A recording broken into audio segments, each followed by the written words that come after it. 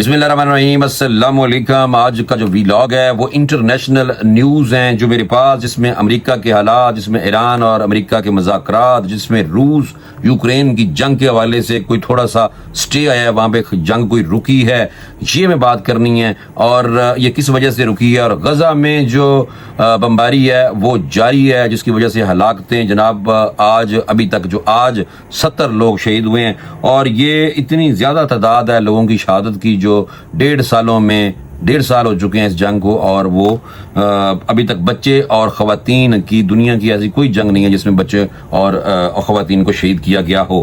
تو دوسرا یہ ہے کہ سب سے پہلے میں آپ کو یہ بتا دوں جو بڑا اہم تھا کہ ٹرمپ نے جناب کبھی ٹیرف بڑھا دیتے ہیں موصوف، تو کبھی تارکین وطن کے لیے سخت قوانین بناتے ہیں، کبھی ملکوں میں جنگ چھیڑنے اور دھمکی لگانے کی بات کرتے ہیں، کبھی چین کے ساتھ متھل لڑا دینے، اور پھر نال ہی چین دے نال کہندے نے کہ ساڈے آپس سے کوئی معاملات بھی بہتر ہو سکتے ہیں، یو ٹرن مار رہے ہیں۔ ٹرمپ کی پالیسیوں کے خلاف اسی وجہ سے امریکہ کے مختلف شہروں میں مظاہرے ہونے شروع ہو گئے ہیں، اور ان کی پالیسیوں کے خلاف جو ہیں وہ امریکی کھڑے ہو گئے ہیں۔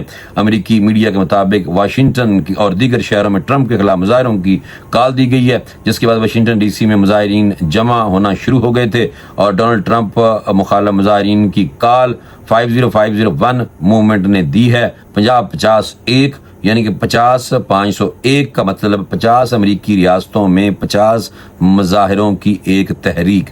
50 امریکی ریاستیں ہیں جس میں 50 امریکی ریاستوں میں 50 مظاہروں کی ایک تحریک ہے، جو تمام 50 کے 50 جو ریاستیں ہیں وہاں پہ ڈونلڈ ٹرمپ کے خلاف مظاہرے کیے جائیں گے، تو شروع ہو چکے ہیں۔ اور ڈونلڈ ٹرمپ انتظامیہ کی غیر معمولی جمہوری، وہ کہتے ہیں غیر جمہوری غیر قانونی اقدامات پر احتجاجی مظاہرے شروع ہوئے ہیں۔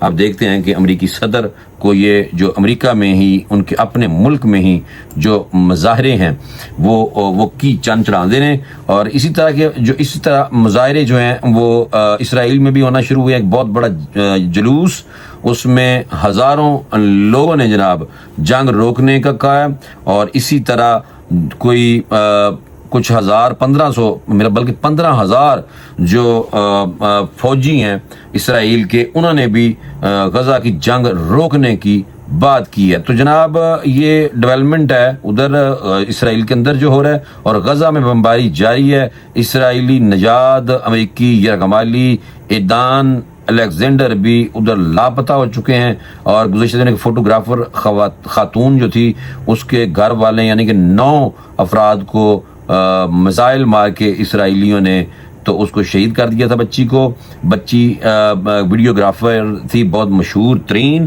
اور ان کے پورے خاندان کو مار دیا، یعنی کہ 9 ان کے فیملی ممبر سارے کے سارے شہید کر دیے۔ تو یہ ظلم جو ہے وہ ادھر چل رہا ہے۔ تو اسرائیلی فوج کی جانب سے غزہ پر بمباری کا جو سلسلہ ہے وہ جاری ہے، اور بمباری کے دوران اسرائیلی نژاد امریکی فوجی یرغمالی ایدان الیگزینڈر بھی لاپتہ ادھر ہو گیا ہے۔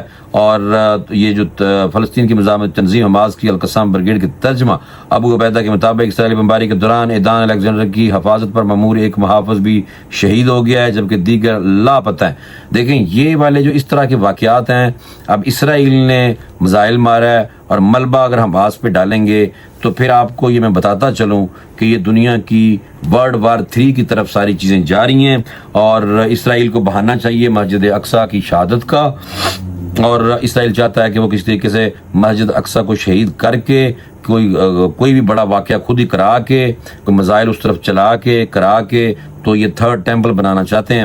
تو جب اگر یہ 3rd ٹیمپل کی تعمیر کریں گے یہودی، تو اس کے بعد دنیا میں جناب بھگدڑ مچ جائے گی، یہ کہا جاتا ہے۔ اور حدیث شریف بھی ہے نبی پاک صلی اللہ علیہ وسلم کی کہ یثرب یعنی کہ مدینہ والی سائڈ پہ اور عربوں میں بہت زیادہ ظلم ہوگا، اور مشکل وقت بہرحال بہت قریب ہے۔ مجھے لگتا دروازے سے دستخط دے رہا، اپنے قبلے درست کر لو میرے دوستو۔ تو بہرحال یہ اسرائیل کا ظلم جو ہے وہ فلسطین میں ابھی تک جاری ہے۔ ایران امریکہ مذاکرات پہ آتے ہیں۔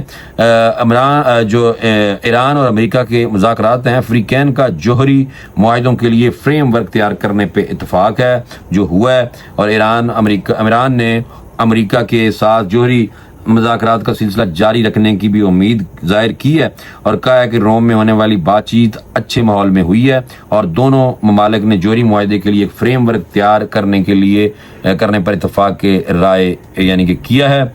रोम में इटली में होने वाले ईरान अमेरिका जो मुज़ाकरात हैं, ईरान की जानब से वज़ीर ख़ारजा अब्बास अरागची ने सरबराही की, जबकि वाशिंगटन की जानब से जो अमरीकी मंदूब बराए मशरक़ वस्ता हैं स्टीव विटकोफ, उन्होंने अपनी हुकूमत यानी कि अमेरिका की नुमाइंदगी की है। और इससे पहले पिछले हफ्ते आपने देखा था कि अमान के दारुल हुकूमत मस्कत में दोनों फ्रीकैन के दरमियान बिलवास्ता मुज़ाकरात हुए थे। अमेरिका और ईरान के दरमियान 2018 के बाद ये आला सतही राबता है जो हुआ है। अमेरिका समेत मगरबी ममालिक की जानब से ईरान पर इल्ज़ाम आयद किया जाता है कि इसकी जानब से जौहरी हथियार हासिल करने की कोशिश की जा रही है, लेकिन तेहरान ने हमेशा इस बात की तरदीद की है और उन्होंने कहा है कि इसका जौहरी प्रोग्राम पुरअमन और सिविलियन के लिए है। और 1979 में जब ईरान में इस्लामी इनकलाब आया, उस वक्त से लेकर अब तक अमेरिका और ईरान के दरमियान जो सफारती ताल्लुकात हैं वो भी ख़त्म है, मुनक़ता हुए हैं। डोनाल्ड ट्रंप ने जनवरी में जब अपनी दूसरी मुद्दत के लिए ओहदा संभाला है तो उन्होंने ईरान के लिए ज़्यादा से ज़्यादा दबाव की पॉलिसी दोबारा नाफज की है और मार्च में सुप्रीम लीडर आयतुल्ला खामनाई साहब को डोनाल्ड ट्रंप ने लेटर भी भेजा था और लेटर में लिखा था कि जौहरी मुज़ाकरात की बहाली की तजवीज़ दी थी और साथ ही एक धमकी भी दी थी कि सफारतकारी नाकाम होने की सूरत में फ़ौजी कार्रवाई भी की जा सकती है। ये जनाब वो मसूफ अमरीकी सदर कह रहे हैं। मस्कत में होने वाले अमेरिका ईरान राब्ते के बाद एक रोज़ बाद ही डोनाल्ड ट्रंप ने कहा था कि मैं ईरान के खिलाफ फौजी ऑपरेशन का इस्तेमाल करने में जल्दबाजी नहीं कर रहा, क्योंकि मुझे लगता है कि ईरान बात करना चाहता है।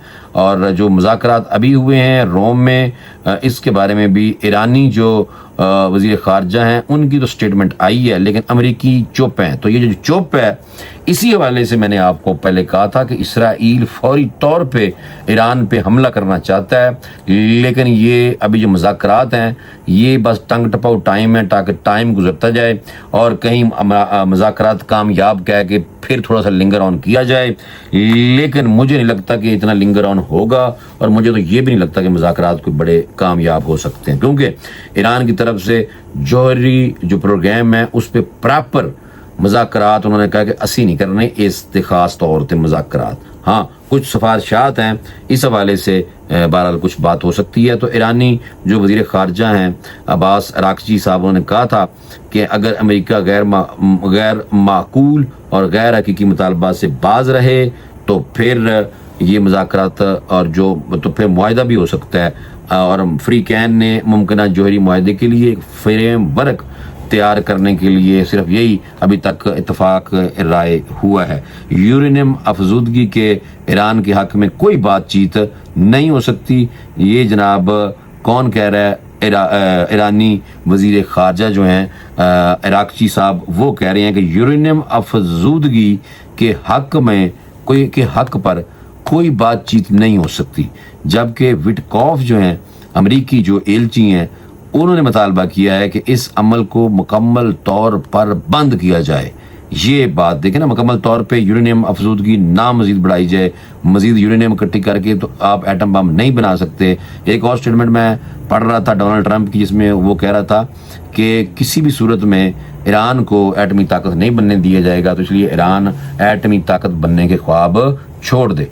ये वाले जनाब अभी स्टेटमेंट मेरे सामने आई थी।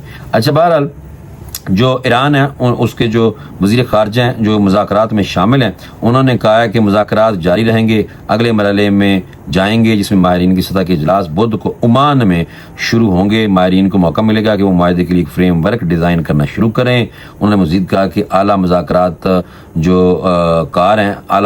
कार अगले हफ्ते को ओमान में दोबारा मुलाकात करेंगे ताकि माहिरीन के काम का जायज़ा लिया जा सके और इस बात का अंदाज़ा लगाया जा सके कि ये मुमकिना मुआहदे के असूलों के साथ किस हद तक मुताबिकत रखता है। मुज़ाकरात जो हुए हैं उसके बाद अमेरिका की जानब से कोई भी तबसरा अभी तक की जो टाइम है उसमें नहीं किया गया। जल्दी से खबरें बहुत हैं, लेकिन मैं एक आध खबर और शामिल कर देता हूँ कि ईस्टर आ रहा है اور ایسٹر کے موقع پر روس یوکرین میں جنگی کارروائیاں نہیں کرے گا، روسی صدر نے اعلان کر دیا ولادیمیر پوٹن نے۔ اور ولادیمیر پوٹن نے ایسٹر کے موقع پر یوکرین میں یک طرفہ طور پر جنگ بندی کا اعلان کیا ہے، اور روس ہفتے کی شام 6 بجے سے اتوار کی شام تک یوکرین کے خلاف کوئی کارروائی نہیں کرے گا۔ اور بین الاقوامی میڈیا کے مطابق روسی صدر ولادیمیر پوٹن نے ایسٹر کے موقع، ایسٹر ہے نا تے عید عیسائیاں دی، تو ایسٹر کے موقع پر یوکرین میں جنگ بندی کا اعلان کیا ہے اور اپنی فورسز کو ہفتے کی شام 6 بجے سے اتوار کی شام 6 بجے تک کارروائیاں ختم کرنے کا حکم دیا ہے۔ روسی آرمی چیف جو ہے ویلیر گیراسموف جو ہیں انہوں نے سے کریملن میں ملاقات کیا، اور کریملن میں ملاقات جب ولادیمیر پوٹن اور روسی آرمی چیف کی ملاقات جو ہوئی ہے، انہوں نے کی وہاں پہ کہ انسانی بنیادوں پر روس اپنے طور پر ایسٹر جنگ بندی کا اعلان کر رہا ہے۔ اس دوران یوکرین میں موجود روسی افواج اپنی جنگی سرگرمیاں نہ کریں۔ روسی صدر نے کہا کہ ہم سمجھتے ہیں کہ یوکرین بھی اس مثال کی پیروی کرے گا، لیکن اس دوران ہماری افواج دشمن کی جانب سے جنگ بندی کی ممکنہ خلاف ورزی اور اشتعال انگیزی سے نمٹنے کے لیے تیار رہیں گی۔ اور روسی صدر نے اپنے آرمی چیف کو کہا کہ جنگ بندی کے دوران دشمن کی جانب سے کسی قسم کی جارحیت کی گئی یا کوئی ایسا اقدام کیا گیا تو اس کا جواب دینے کے لیے ہماری فوج کو مکمل طور پر تیار رہنا ہوگا۔ یہ جناب بات کی۔ اور ولادیمیر پوٹن صاحب جو ہیں، مان لو تسی او بندہ، خیر مینوں بھی اچھا لگتا ہے، میں تمہیں یہ دساں، مینوں بندہ لگتا ہے بھائی اچھا، ویسے پتہ نہیں کیوں اچھا لگتا ہے، مینوں بھی نہیں پتہ۔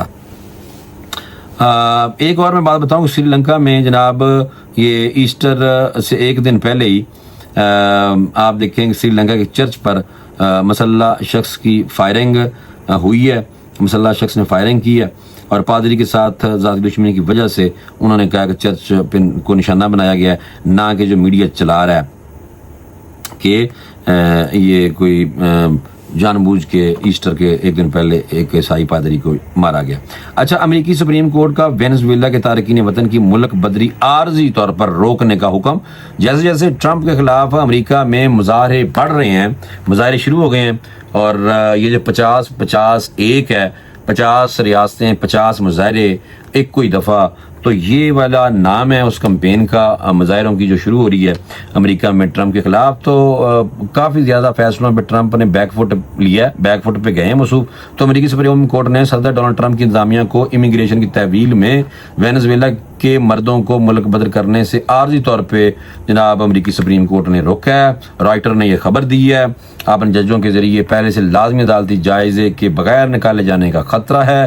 یہ رپورٹ کے مطابق جو وکلا ہیں ان کی جانب سے یہ کہا جا رہا ہے کہ انہیں ججوں کے ذریعے پہلے سے لازمی عدالتی جائزے کے بغیر نکالے جانے کا خطرہ ہے، جس پر عدالت نے فیصلہ سنایا ہے۔ ججوں نے ایک مختصر غیر دستخط شدہ فیصلے میں کہا کہ حکومت کو ہدایت کی جاتی ہے کہ اس عدالت کے اگلے حکم تک وینزویلا کے کسی بھی زیر حراست شخص کو امریکہ سے نہ نکالا جائے۔